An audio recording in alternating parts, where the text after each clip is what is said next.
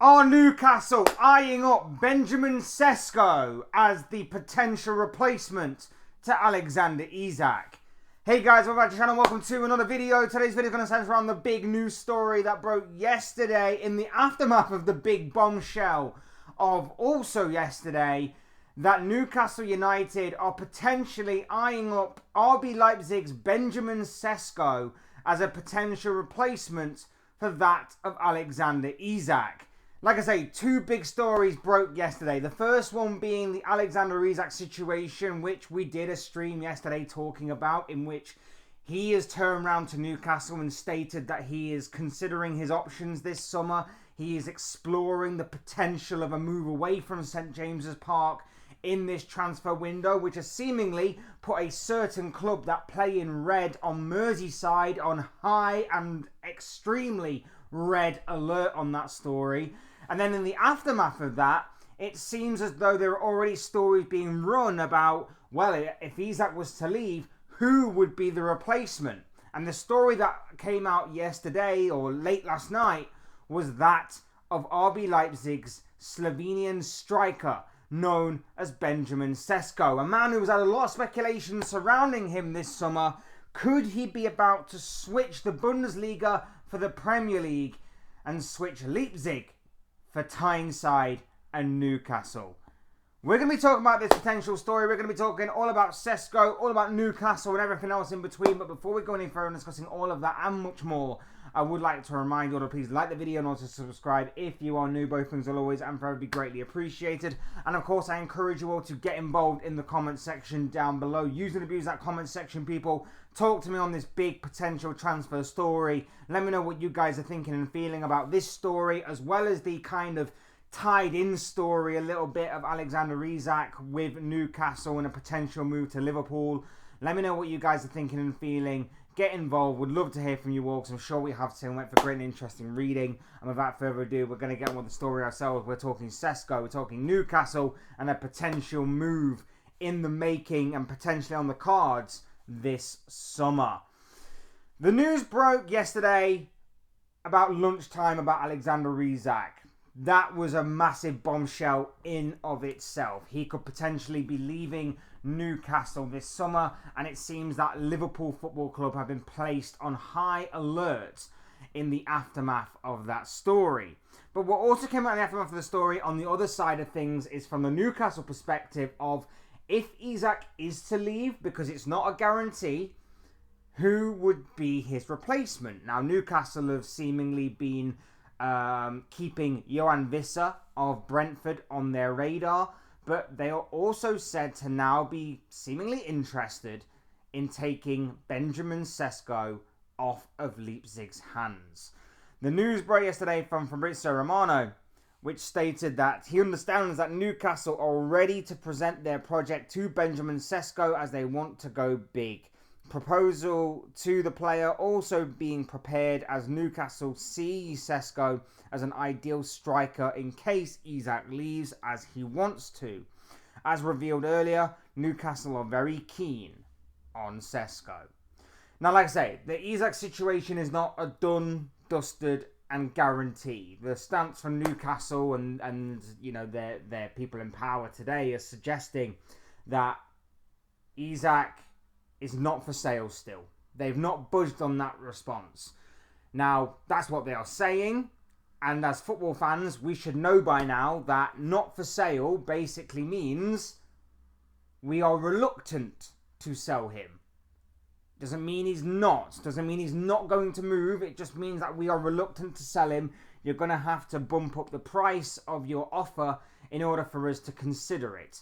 And let's face it, if Isak continues to kick up a bit of a fuss, if Liverpool continue to test the waters as what they are seemingly doing, then obviously things could obviously turn in an instant, as we've already seen with how he's suddenly gone from being somewhat committed to seemingly coming out and saying, you know what, I'm actually exploring my options here. And of course, as we know, like I say, things can turn very, very quickly in football, and especially off the pitch when it comes to transfers as well. This could be something that does move very, very quickly in that aspect. So the Isak situation is there for us to see and unfold, and like I say, from this Liverpool fan, I personally hope that that does materialise into something special for Liverpool in terms of Isak does eventually move to Liverpool, with all due respect. But of course, like I say, it's not a foregone conclusion, it's not a guarantee. There are still 3 years left on Newcastle's contract, and of course they could really play hardball on this and remain defiant right the way till the end. I think they'd be stupid to do so, as I've mentioned on so many occasions, but it wouldn't be out the realms of possibility for that to be an occurrence. However, the Benjamin Sesko situation is interesting to say the least. This is a man that has had a lot of speculation surrounding him. This is a man that has had a lot of opinion on him, very much divided over whether or not people rate him, underrate him, he's overrated, he's finely rated. There's been a lot of divisive opinions on Benjamin Sesko throughout the entirety of this summer. Whenever we've talked about him, I know that I've made my stance perfectly clear on Sesko, that I find him to be somewhat overrated. But I've always talked about him in the context of him joining an Arsenal or a Liverpool. Those were the two main teams that he was seemingly linked with this summer. He's also been linked with other teams as well from across Europe, but especially the Premier League. That's seemingly where he was most likely to make his move this summer, away from RB Leipzig, if that obviously was to materialise. There was talk of Man United being interested, and still being interested, obviously still being linked with him, considering that they are still in the market for a striker. Chelsea was seemingly interested once upon a time. But all of these teams seem to be a bit put off by the price tag. Now, in recent days, it's been announced that allegedly and reportedly, Leipzig have somewhat slashed his price tag a little bit, which could help towards the potential of a sale this summer. And of course, Newcastle may be exploring that possibility. Like I mentioned earlier, we know that they are in the market for a striker. We know that they were interested in Hugo Ekitike, no matter what certain Newcastle fans and journalists are potentially saying about them pulling off a masterstroke to try and obviously distract Liverpool away from their prized possession of Alexander Isak. That seems to have backfired as of right now, of course. But we do know that they were in for a striker. Ekitike, Visser, as I mentioned earlier, of Brentford. And now it seems that you can add Benjamin Sesko to this list. For me, look, I know that I made my stance clear on Sesko about Liverpool and about Arsenal. I don't think he's good enough, or I didn't think he was good enough to obviously get Arsenal across the finish line from contenders to champions. I didn't think he was good enough for Liverpool to aim to retain their Premier League crown for ahead of next season. But for a Newcastle side, that is a big project side, a side that is obviously looking to maintain their position in the top 4/top 5 of English football, to obviously try and be a main player in the Champions League places on a consistent level. I don't think it might not necessarily be a terrible signing. Like I say, I do question some of his ability. I do question some of his technical ability and that nature. But if Newcastle are a team to play to his strengths, there's no doubt about it that he could become a very useful player for them. I would question maybe the price tag that maybe RB Leipzig are seemingly throwing on his shoulders, but it is said to be somewhat negotiable, and if Newcastle can bring it down a bit, it could be looked at as a decent opportunity in the market, especially when you consider that they are probably going to lose a big player in Isak, but gain a lot of money in the process. Sesko wouldn't necessarily be a terrible choice. 6'5", tall, good aerial presence, good physical ability. I think that kind of side of his game, he would bed into the Premier League really well. I do question his finishing. I do question his technical ability, like I say. But he'd be coming into a side that has the likes of Anthony Elanga and Anthony Gordon flanking him on either side, We know how good Anthony Elanga is if there is space in behind an opposition defence. And Anthony Gordon's got great technical ability, good speed, good flair. We know what Anthony Gordon brings to the table.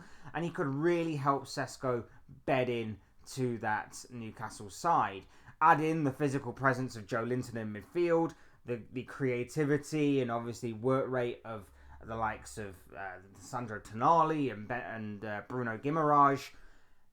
It's a decent side that's forming, and it's not exactly the worst option to have. Is he Premier League proven? No. Is it a gamble? It's more of a gamble than most. Yes, of course it is. But there's no doubt about it that a project player taking a bit of a gamble could actually work in Newcastle's favour in the long run, and they are probably more inclined to take a gamble than most teams given their current situation. A lot of journalists are saying that this potential deal is dependent on what happens with Isak. I wouldn't be so sure. I mean, we do know they have around about £70 million because that was the reported fee that they bid on Hugo Ekitike as that got rejected. So we do know that they've got a fair amount of money still left in the transfer kitty, as it were. But would they spend it on this type of player? Who knows? Who's to say for sure? Would Sesko be prepared to play second fiddle just in case Isak's situation turns out that he would be staying at Newcastle for at least one more year? That could also be a factor to consider as well. I mean, in my personal opinion, I think Isak is gone. I would think that in some way, shape or form, Liverpool managed to get this deal over the finish line. And then, of course, in the aftermath of that, as a bit of a domino effect, I would probably say that Newcastle would then go on to go and get a Benjamin Sesko or a Yohan Wissa, or maybe even an Ollie Watkins, who's had a fair amount of speculation surrounding him as well in this transfer window. Maybe Newcastle may turn their attention to the Aston Villa striker instead. Obviously, like I say, it remains to be seen. And there is another player in this game as well to consider in Manchester United. We know that they are after a striker themselves. We know that they have had similar targets to that of Newcastle. So that could obviously be an interesting factor to consider as well. But it has been a very frustrating summer so far for Newcastle. Fair amount of transfers that they've been chasing, reportedly slipping through their fingers, them being rejected by the likes of Brian Mbeumo and João Pedro, Hugo Ekitike, and more recently today, of course, James Trafford, who has gone back to Manchester City, despite the fact that it seemed for a long time like he was going to be going to Newcastle this summer. So it's been a very frustrating window so far for Newcastle, and this Alexander Isak situation is not helping matters at all. But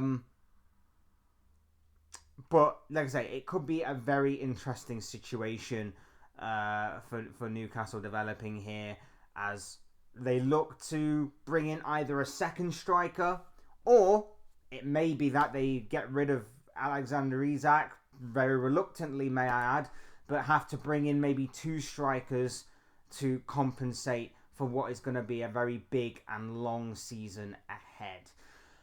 Like I say, we wait with bated breath as to what happens with the Alexander Isak situation, but that could have a knock-on effect on what happens with Newcastle's summer transfer plans. Benjamin Sesko, though, could be someone to look out for going forward. Like I say, he's someone that divides a lot of opinion, but it is someone that has had a lot of speculation surrounding him. A move away from Leipzig does look likely this summer, but everybody seems a bit put off by the price tag. Is he worth the gamble? Is he overrated? Is he underrated? Let me know what you guys are thinking and feeling down below in the comment section. I'm sure we have to will make for great and interesting reading. Otherwise, like I say, I've been Fletch. Hit the like button if you haven't already. Subscribe if you are new or want to see more content like this. Both things will always and forever be greatly appreciated. Thank you all so much for watching and listening. Appreciate every single one of you. Appreciate the love and support that you guys give me. And the channel. It is very much appreciated. Cannot thank you guys enough. Will always be appreciated. Never taken for granted. So thank you, thank you, thank you. Like I say, I've been Fletch. This has been another Fletch Talks video, and I will see and speak to you all again soon in another video or live stream or whatever it may be. Cheers, guys. Thanks everyone for watching. Take care. Enjoy the rest of your day. I'll speak to you all again very, very soon.